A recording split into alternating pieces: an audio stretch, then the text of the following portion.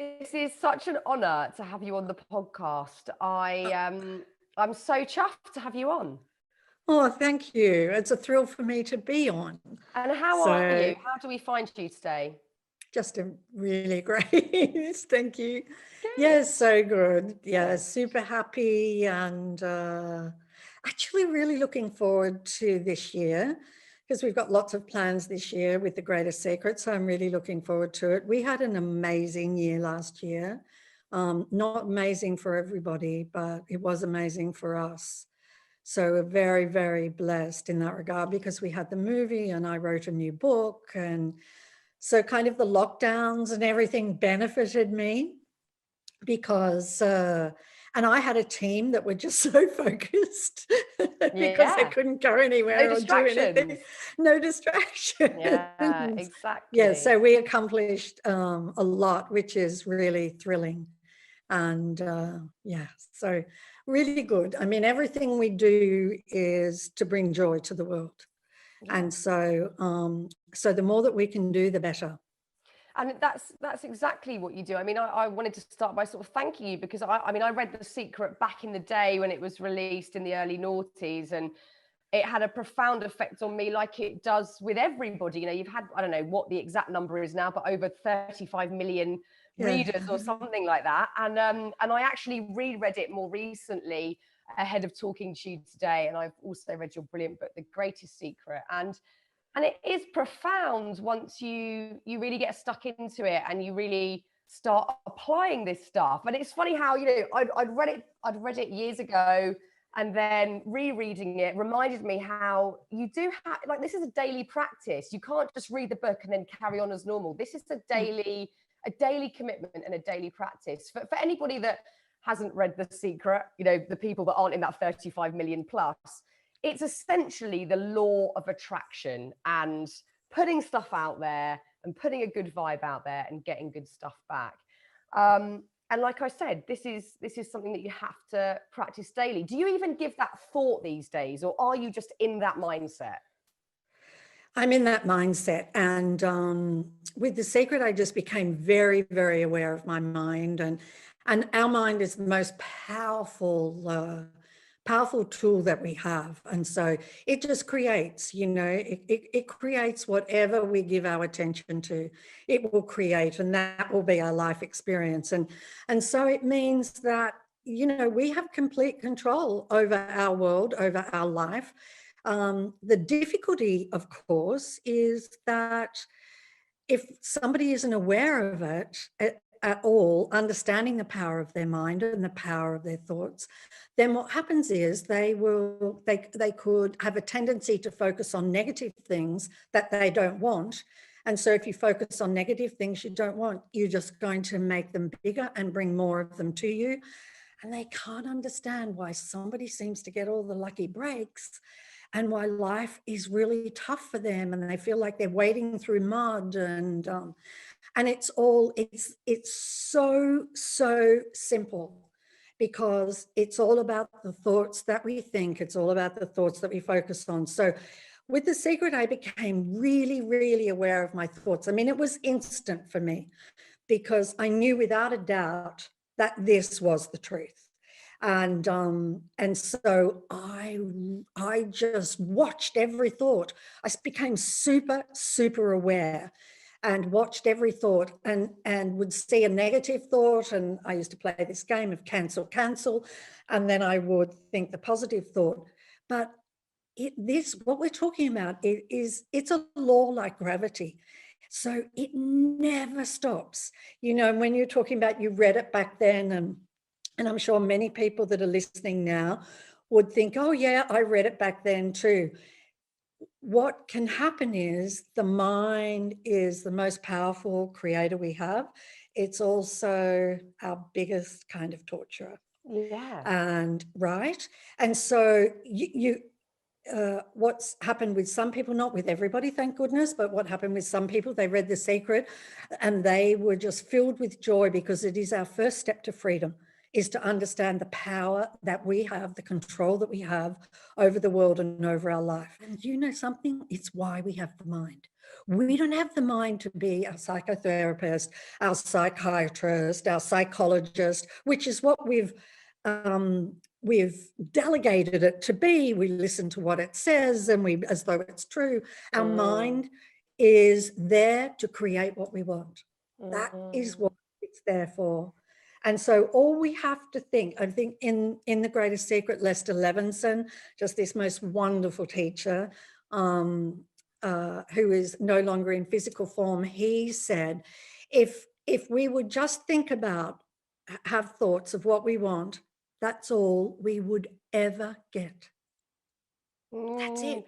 It's mind-blowing. But, you know, like when this doesn't happen, because, you know, I've had a day where, I'll be honest with you, Rhonda, it's not been like my finest moment of manifesting. I've had like homeschooling chaos going on, and we went to the park and it was peeing with rain and everything just did feel a bit gloomy. But I also, because I'm hyper aware right now, because I knew I was chatting to you today, I could really see how I was stuck in a negative cycle, and I almost felt I couldn't get myself out of it. And it was nothing major happening. It was sort of tiny incremental annoyances that just kept sort of arriving in my day. And I thought, well, I've got the power to switch this up, but I almost felt like it was impossible. How do you really get yourself into that mindset to go, no, like you just said, you play a game of, I'm cancelling that thought out, I'm putting a good one in. Is it that easy?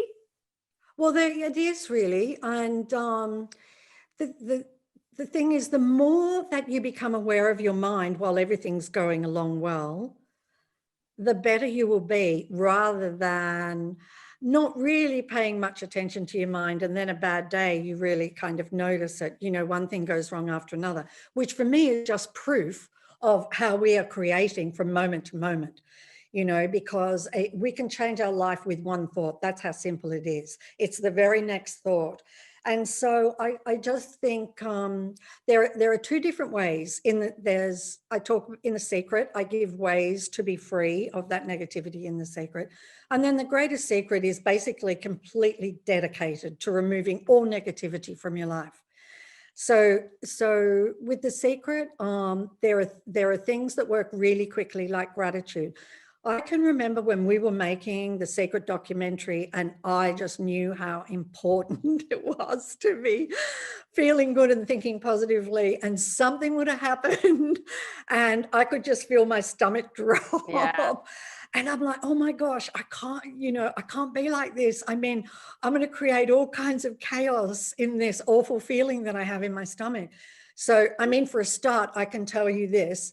I would never answer my phone, and I never opened a single email while I was not feeling good. Yeah. Oh my gosh, because you let problems come in, right? So You've don't do with it. this one. You've struck gold, because honestly, that's like my problem so often, that I feel awful and I'm still trying to keep up with all this stuff, and you're letting it in. That's such a brilliant bit of practical advice, Rhonda. Yeah, no, don't let it in. Don't let it in. And if somebody says, oh, can I have a chat with you? No, tomorrow or whatever. So that's the first thing. Stop.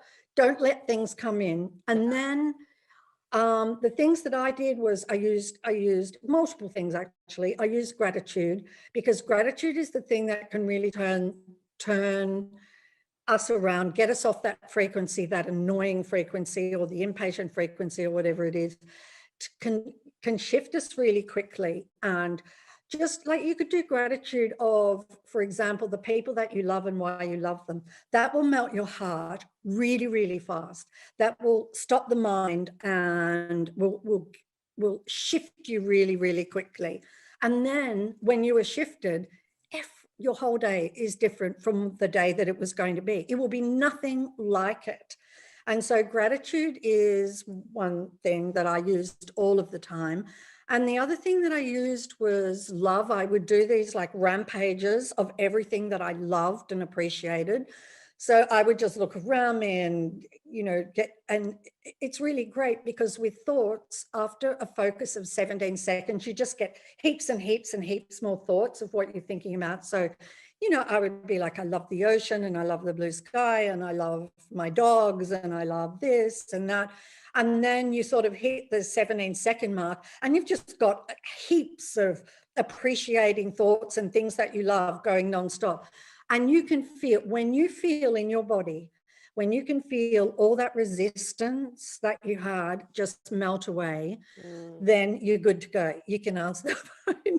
You can answer the phone. You can look at emails. So that's what I say in The Secret. That's what I explain in The Secret. And 17 seconds is very doable as well. Like 17, I'd not heard of that before. I like that. Yeah. 17 seconds is doable to go, right, if I can cultivate 17 seconds of gratitude or love, that's going to really propel me in the right direction, which I think so important, because I think at the moment, you know, in the UK, we're in another lockdown at the moment. And I think many people feel like they don't have the agency over their lives that they might normally, and they might not feel naturally as hopeful or feel really in control, because we do feel quite restricted by all the regulations and rules and things that are going on. So I think people feel really stifled and like they perhaps don't have the autonomy to go, this is how I want my day to go. But I guess you're talking about it in really kind of everyday inner gratitude, not about like all the stuff that's happening, but this is sort of an inside job. It is. It is, because your feelings are inside you. You know, our feelings, we get our feelings, we react to the outside world, but our feelings are inside of us. And so we've just got to find ways to change those feelings. I mean, you could listen to, there could be a piece of music, and I think everybody has several tracks that no matter where they are in their life, if they turn that piece of music on, their eyes fill with tears and they just feel like they're an angel and can fly. And so you can do that. That can shift you too. You know, scramble for your phone and listen to that track and to shift yourself. So there are kind of several ways to get yourself off. The most important thing, though, and I do talk about it in The Secret, but I talk more about it in The Greatest Secret. The most important thing is not to resist those feelings. And so, because the feelings are nothing, they're just energy, they're absolutely nothing. But when we resist them, we hold them to us. So what I mean by resist them is we have a feeling, it might be anger or impatience or frustration, several things have gone wrong in a row, and we start to build this resistance. We have this natural resistance in us that it's, I don't want to feel this way. And the moment we feel, I don't want to feel this way, I don't want this, I don't want this, we make it much, much worse, right? Carl Jung said, whatever we resist persists. Yes. Yeah. And so to give you an idea, an emotion, full blown from beginning to end, and it reaching a peak and finishing and going, is 45 seconds. What? So full-blown anger will arise. This is the pattern of the energy. Will come into us, will reach a peak and go away. So how can it be that we are angry for minutes, for hours, for days? Years, Because we keep resisting it. Yeah. God. And so we perpetuate it. So in The Greatest Secret, what I talk about in there, which to me is it's just the greatest practice of all time. It's the practice to complete freedom of negativity. So that when you feel a negative emotion arise in you, instead of resisting it, which is what we tend to do, go away, I don't want to feel this way, you welcome it. And I explain this practice thoroughly in The Greatest Secret. So welcoming is the opposite to resisting. The absolute opposite. Resisting is pushing away. If you're welcoming something, you're pulling it toward you. And so it's really just the opposite of resistance. And so when a feeling arises, here is what you do. You don't try and change it. You don't want to fix it. You don't want to make it go away. You welcome it. You allow it to be here. It's only energy. Just allow it. You allow it, it will go boom, boom, and out. And when you fully allow it, you may be 20 seconds into that emotion, it will dissolve like it just goes up in smoke.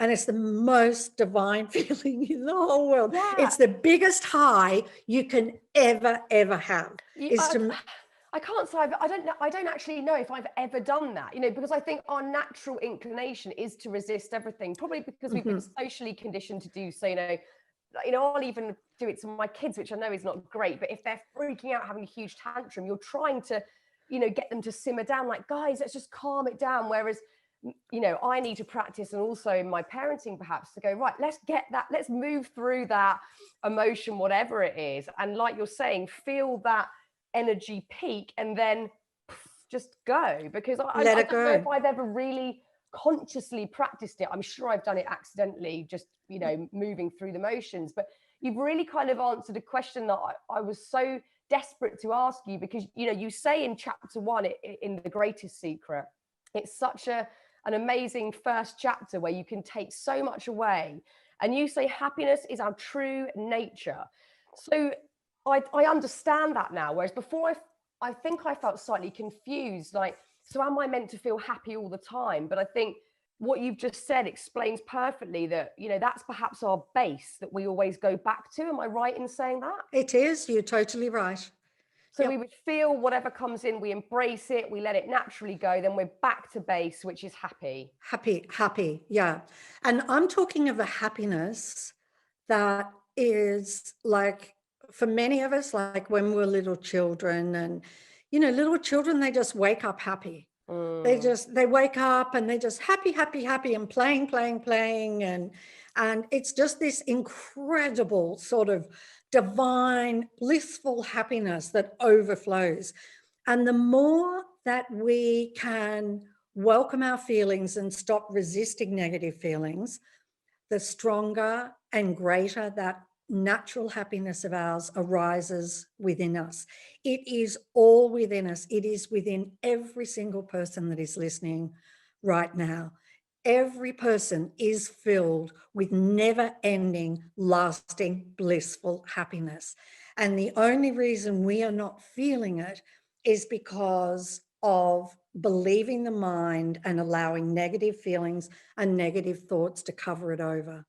And that's why we feel so good when we let go of a negative feeling, because the happiness Is that there? we are starts to, yeah, exactly. Yeah, I Exactly. totally understand it, because I think I was feeling confused, or perhaps I was looking at my own life thinking, well, I know that when I've been in a bit of a dark place, or I've experienced something that I would label a negative emotion, I've actually learned quite a lot of cool stuff from that. But what you're saying is, it's not that we don't feel these negative feelings, we embrace them, but we let them very much move on naturally, much like a young Yes. kid would. They'd have a huge tantrum and then it would dissipate, and they would carry on. Yeah. I think that's such Yeah, a you're great way right. to put it. You see with little children that they will be in tears, and those tears will just stop in a Yeah. second and they'll start laughing. And that's because they're not holding on to anything. And holding on to things is like the mind sort of churning thoughts and saying, you didn't deserve that. He shouldn't have done that. She shouldn't have done that. They did that last time. They were late last time. Now they're late again. All of those kinds of things. And that is the mind. And so the biggest message I have for everybody listening is, don't believe one single negative thought, because none of them are true. Wow. Don't believe one of them, not one. That is powerful, because I can think of a ton of things right now that I'm either worried about or that I've labeled a negative, and you're quite literally saying you can let that go. Yeah.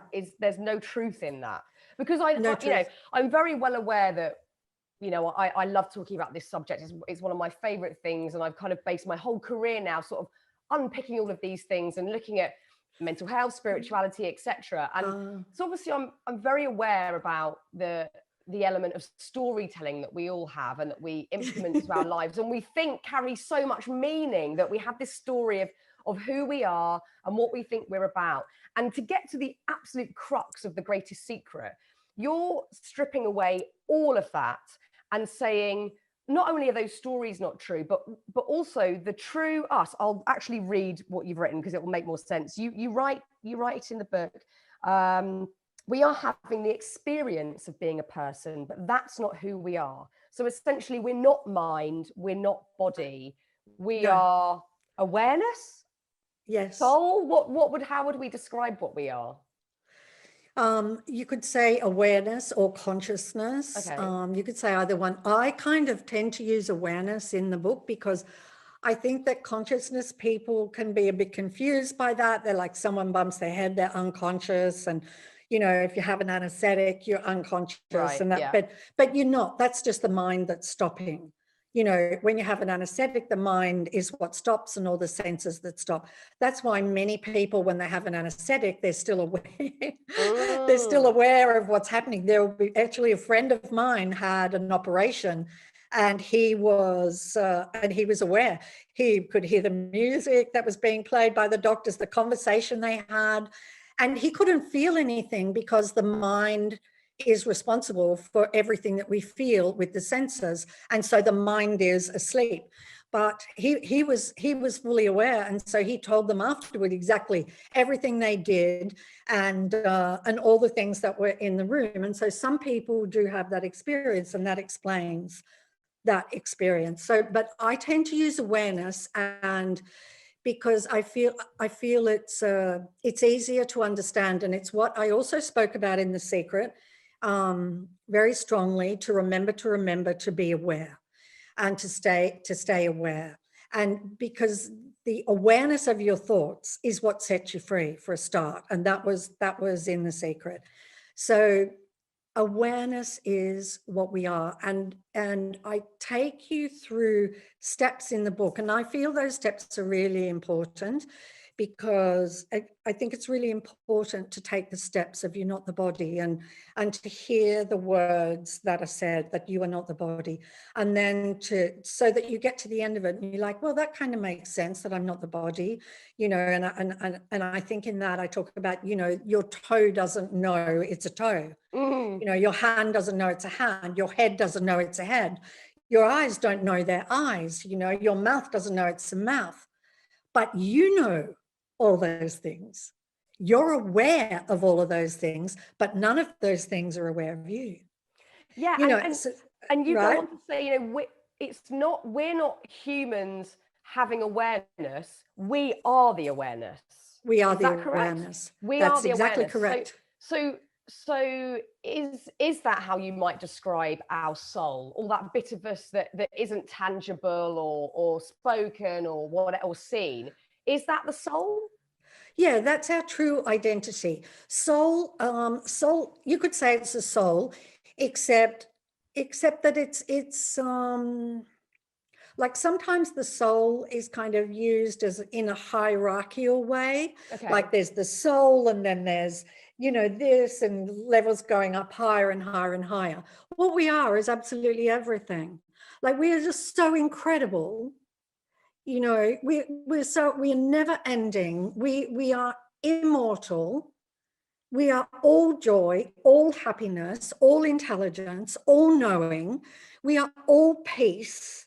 And that's our true nature. And there's no end for any of us, for any of us. There's no end. You know, what happens when the body finishes, when the body ends, is you are still aware, just like you're aware right now. You are still aware. And so it's sometimes a shock for people if they're not prepared, because they thought they died, but they never died. There's not a single second where you're lost, or, you know, in a murky mist, or any silly things like that. You are completely aware all of the time. You're aware, you're alive. You are just not in the form of a body. And so any happiness we feel in our life, or any joy, that is our true nature awareness. And all the beauty of the world is who we are. Any beauty we see in the world is who we are, reflecting back to us. all the intelligence. We are all knowing. So we're not like the mind that, accrues knowledge and it's all stored in memory. It's not like that. We're all knowing. We know everything in the moment. There's not a bank of knowledge. We know absolutely everything in the moment. We know it all. We are fearless. We are joyful. We find everything funny. We're allowing of absolutely everything. We are all pure love. And so we allow everything. But one of the other things, and I think people will understand this, why they feel the way that they do in the lockdown, is we are complete and total freedom. Yeah. We are completely, totally free. That's who we are. And that is why when we get locked down and we're told you can't do this and you can't do that, that has a really tough response for us in the body, because underneath it, we know inherently, we know we are free.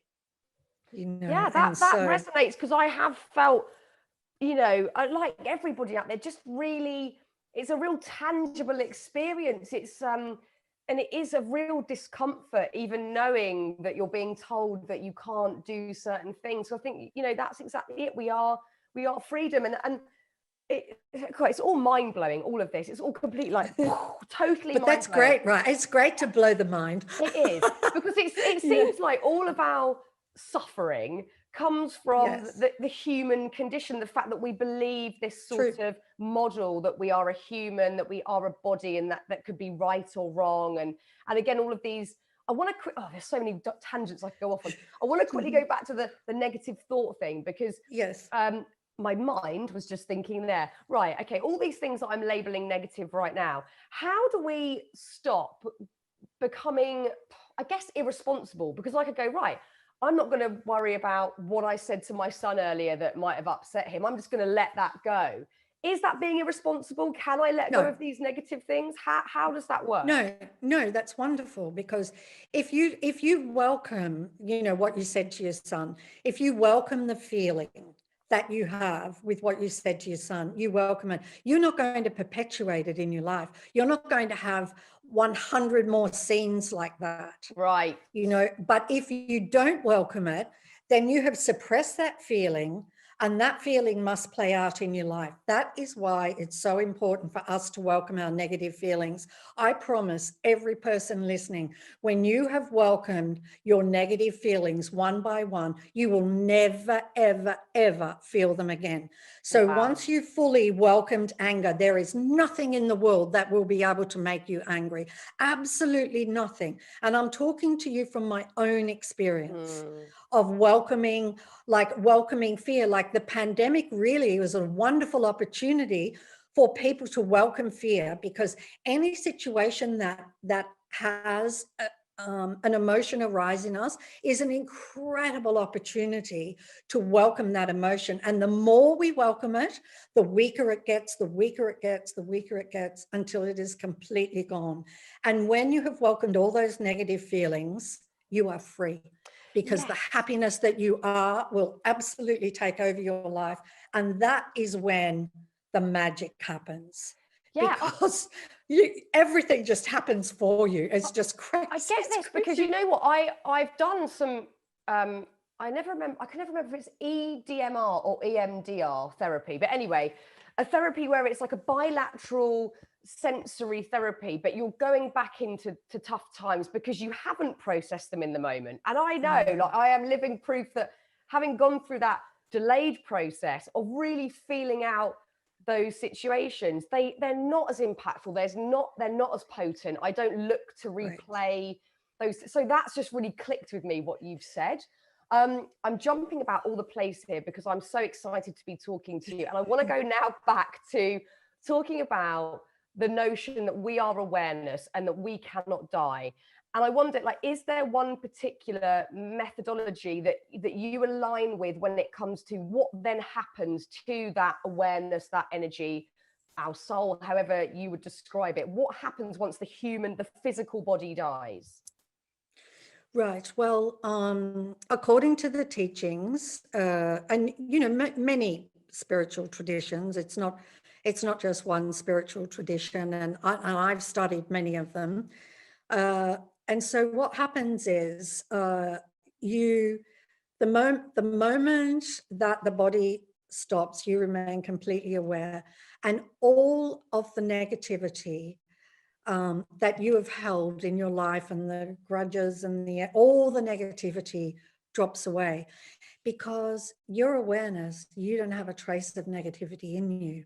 And so all the negativity is coming from the mind. And so the mind stops when the body finishes. The mind stops. And that's why people are afraid of death, because the ego is afraid of death. And it's kind of right, because the ego doesn't keep going. The ego doesn't keep going. So it's sort of got reason to be afraid, but it doesn't affect who we are. And so there's a lot of the traditions say there's a life review where your entire life flashes before your eyes, which is just the mind releasing everything that you've experienced. But there is this incredible feeling of bliss, because when all the negativity drops away, who you really are is all that's left. And it is a level of joy and bliss that the majority of us cannot conceive of. That is just so incredible. And depending on how awake and aware we have become in our life will depend what happens next. And so if we've completely believed that we're a body and a form, and that the world is exactly what we see outside of us and all of those kinds of things, then we'll sort of fall asleep and then we'll come back. So into another human form. Into another human form. And especially if we're really attached to Earth, and we can come back really quite quickly. Really? Wow. Really fast. And so we're going to keep coming back until we wake up. And then which is why I wrote the greatest. Okay, so when we wake up and we're fully awake and we now are living, and we can only do it in our human body while we're in a human body. Right. So we have to do it while we're here, and so when we have done that, then what happens is we have a choice. We have a choice whether to come back and help others, or we have a choice whether to go on and hang out with Jesus, the Buddha, Krishna, at sort of blissful levels. We have every possible life available to us, every sort of adventure, every kind of anything that we could ever want. But until we wake up, and I think that in Hinduism, they referred to it as this, they refer to it as the wheel of birth and death, and that it's a karmic wheel. And so we will keep coming back, and we will keep coming back. And I think, like the Buddha said, and I refer to them rather than for myself, the Buddha said he had lived 500 lifetimes, prior lifetimes, and he remembered them all. Wow. And that's the Buddha. And so when I've asked my mentors or, self-realized beings, how many lifetimes would we have lived? They say thousands. Wow. Thousands. We've lived that. We've been everything. We've been, you name it, we've been it. And so then why don't we remember any of that? We don't remember any of that because it would complicate the current life that we have. Sometimes people do remember some elements, and those things only come through to us if it's going to help us on this journey. But otherwise, we would spend our entire life in despondency over what we did, 569 lifetimes ago. Yeah, repenting our sins for centuries ago. Yeah. So that's one way that that's described actually in many spiritual traditions. So the important thing to know is that we're immortal. Yeah. And to be immortal, therefore, you have to be formless. Because if you're a form, that's really the mind and physical. And so we are formless, which means if you're formless, you're everywhere. And that's kind of a spin-up for too, a little bit for people. Wow, how can you be everywhere? Well, if you have no form, you are everywhere because there's no borders. Where would you end? And, you know, even as in a physical form, once you begin to let go of all those emotions or limiting or beliefs that we have that are not true, then you begin to experience no borders while you're in a physical body. And again, it's going back to the ego. That is what is causing those limiting beliefs. And I wonder, Yeah. are all thoughts from the ego? Is awareness not a thought? Is awareness No, it's not a feeling thought. and expansion? Yeah, okay. So all Yeah. thoughts from ego. All thoughts are generated from the mind and ego. That's right. Mind and ego, I would put together in the one container. Yeah. And I kind of explain that at the beginning of the book, and then I continue on with mind. And the reason I chose mind is sometimes people think, oh, he's got a really big ego, and they maybe don't see ego as it really is. Ego is what makes everything personal. Yes. It makes everything personal. Yeah.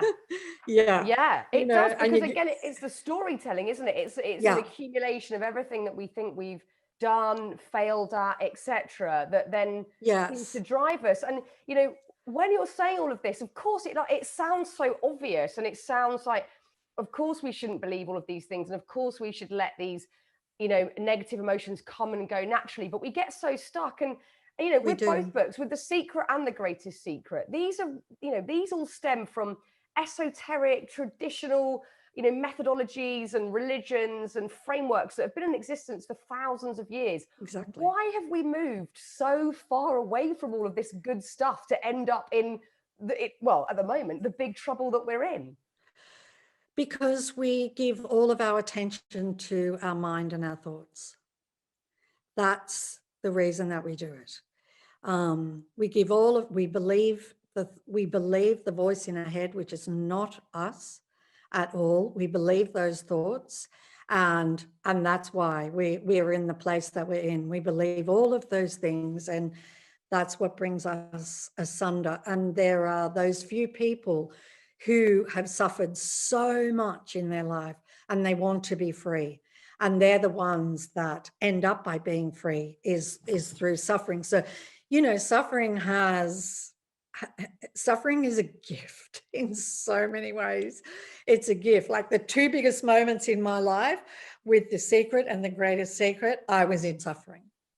So, and then, you know, you just want to be free of suffering. I remember very early on, I was just like, I want to be free. So I'd lived my life with The Secret. My life was incredible, dream life, what anybody would think. And I created my life exactly the way I wanted it. However, there are things that can happen. A family member can create something bad, or, you know, die, or, you know, all kinds of other things happen.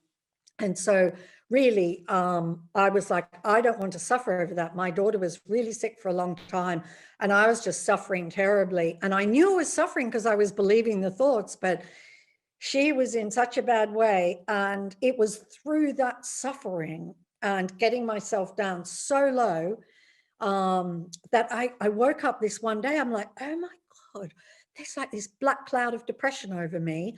And I have never, ever felt that in my life. Now, the great thing is I knew how I got there. I believed one terrifying, fearful thought after another about my daughter. And so what I did, which was just awareness gave it to me, really and truly, because I'm like, how do I get out of this? I can tell my thoughts have no power, very power down here in depression. And so I would try and do gratitude, and eventually it would work, but it would take weeks and weeks. I knew it would. And so what I did was I remembered whatever you resist persists. So I just put my arms around that depression.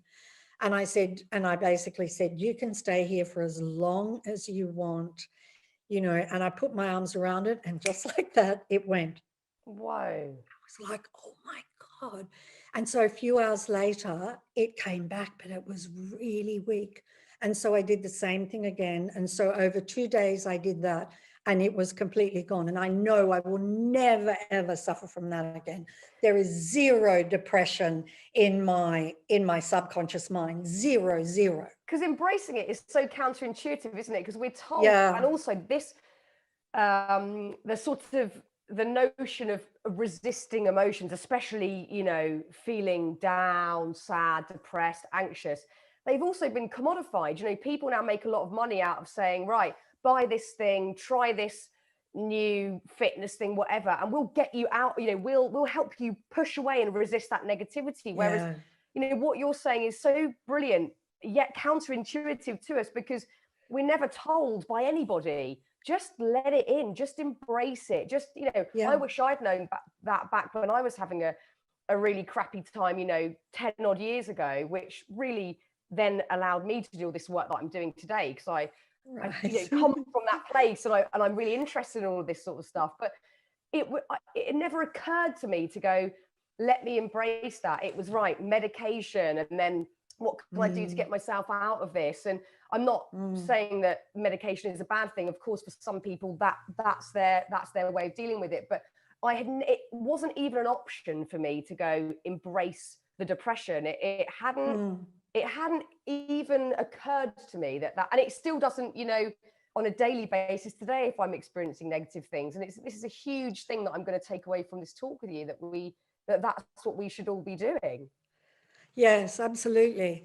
And, you know, I wanted to say, you've mentioned storytelling a couple of times, and we're so wedded to the stories of our life, which are very limiting. You know, all of our thoughts are the thoughts that we have, they're very limiting.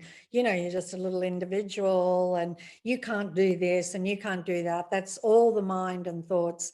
But with storytelling, the way to know that it's not true, those stories, is try and find one of those stories without a single thought. You can't. And you can't. And that means those stories are made of thoughts, and thoughts are not the truth. Thoughts are not that, they're just a thought. You know, a thought comes, like one thought doesn't even know another thought. A thought doesn't know anything. You know, one thought arises, this thought arises here. Well, do you know this thought? No, that doesn't know. It doesn't know anything. And yet we are giving it the authority over our life. Yeah. Thoughts. Yeah. And we're believing those stories. And the problem is, if we believe a story that is negative, that is limiting, that's what we must experience in our life. We will always experience what we believe, and we can't experience anything outside of it. So we don't want any of those. Any single thing that your mind tells you that is not, you are all the beauty that there is, you are all the intelligence that there is, you are all the love that there is, you are all the intelligence, I already said, you are all the knowing, you are absolutely everything, you're all the happiness and all the joy, you are the most incredible, miraculous, stunning being. You truly are. Anything that the mind says that is not true. It's not true. I love this. And because also I think, you know, when we're looking at thoughts, sometimes thoughts can masquerade as something that's really positive, like say, you know, I've got this great goal, this great dream and aspiration, and when I get there, I'm going to feel happy. But that's equally as dangerous, I think, sometimes, isn't it? Setting those sorts of big goals, because we're not accepting that we can just be happy now. We're thinking it has to be over the hill when we've got yes, partner, the perfect job, the perfect house. We've got to feel it now rather than just assume it's always over the hill. Yeah, it's not something in the future, because it's not something outside of us, it's within us. And we have tended to do that all of our life, and that's just because we've been conditioned, you know, I'll be happy when. And so we delay being happy. We delay it. And instead of, we are that right now. You are all the happiness that exists right now. It is inside you right now. And all you have to do is peel away some things that are not true to allow it to come up and take over your life.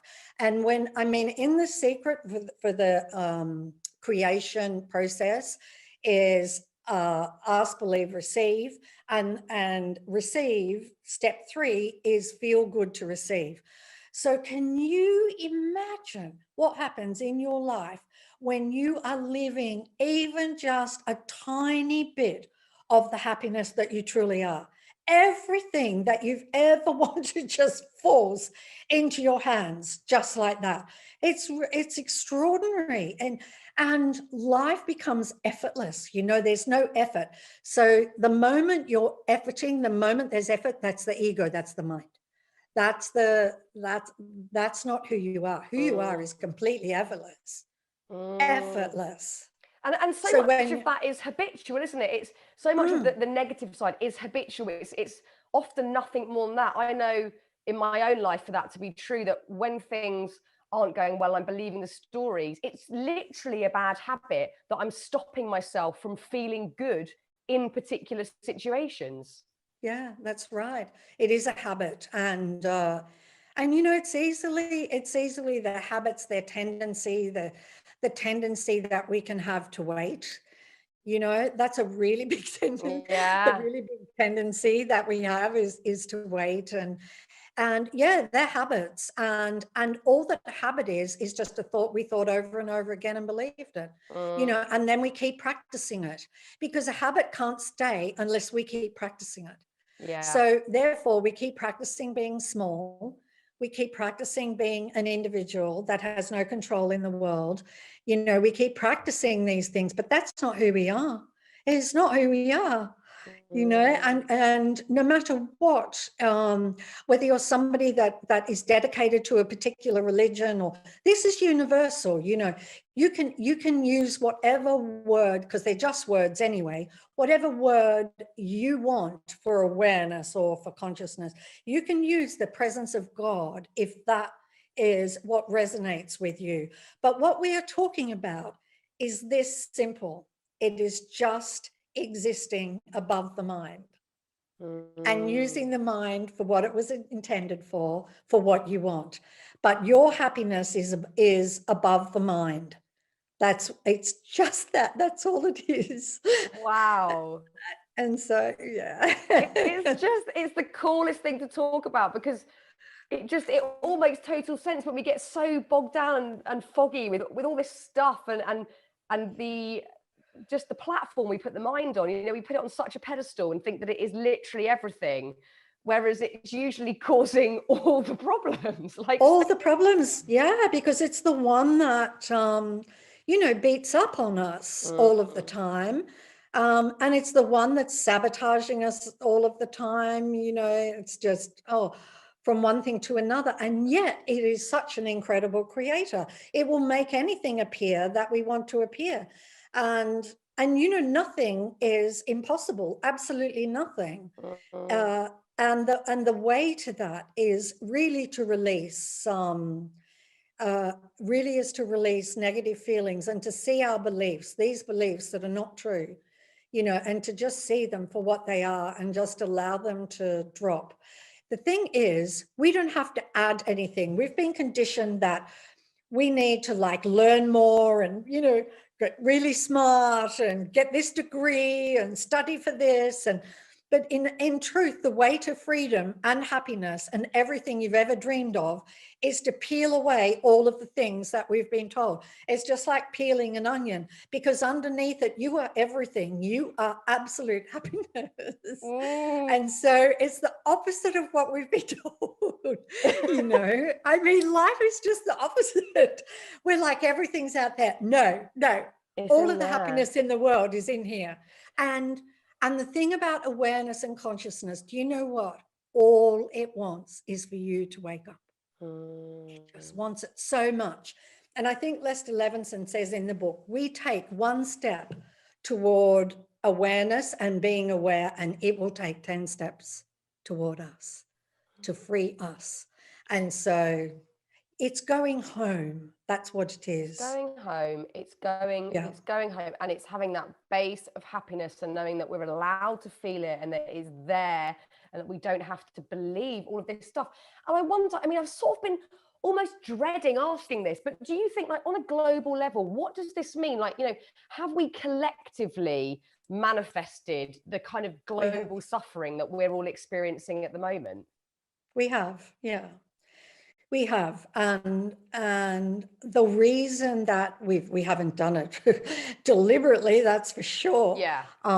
But the way that we've done it is suppressed fear that we have inside of us. Now, we're kind of born with that fear, in so many ways, and it just builds and builds and builds. I mean, children are fairly fearless, and fearless is our true nature.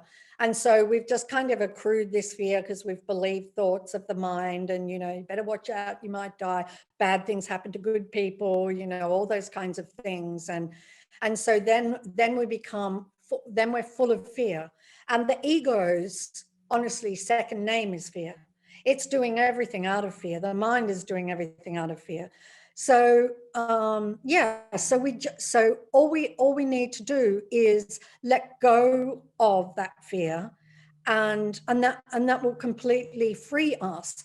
But then, so with all of this fear collectively in everybody, and it's suppressed, we need a really fearful event to release the fear, because the fear is so detrimental to the body, being that trapped energy and causing all kinds of problems, that it's like a pressure cooker and it needs to release. So we will create an event that is super fearful to allow some of the fear to be released. And that is definitely what has happened. But I know this to be true, that in the future, we will look back and we will see the amazing changes that happened because of this. And we are not seeing it now, but we will see it. We are always heading in the right direction. We are always things are getting better, even when they feel like they are far, far worse. And so it's okay. There's no getting rid of you. There's no getting rid of you. You were totally fine. And I'm sure many people listening, very attached to their body and this life. But you are free.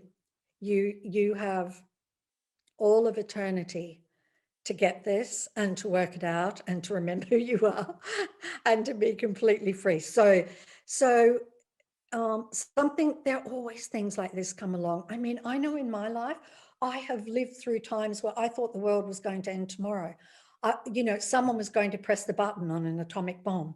I mean, there have been lots of times in my life where it was like, well, we're done for, this will pass. There's a lot of things going on at the moment, and with politicians and all of that kind of thing, and using this situation. The important thing for us now, I would say, is do what feels good to you, and that you feel is responsible to pardon me, to keep yourself safe, and do not give it any more attention, because it's the world's attention that's perpetuating. Yeah. And do we, again, going back to not suppressing emotions, do we again embrace that fear? Is that the way to perhaps collectively release it? Absolutely. This is the greatest opportunity. For many people, they may be feeling fear at a level they've never felt it before in their life. Yeah. And so that is incredible. That's an incredible opportunity to just allow it and to welcome it. And, it's as you do it, as you allow it and welcome it, it feels like it gets a little stronger for like a second, just like a second, and then it just starts to dissipate.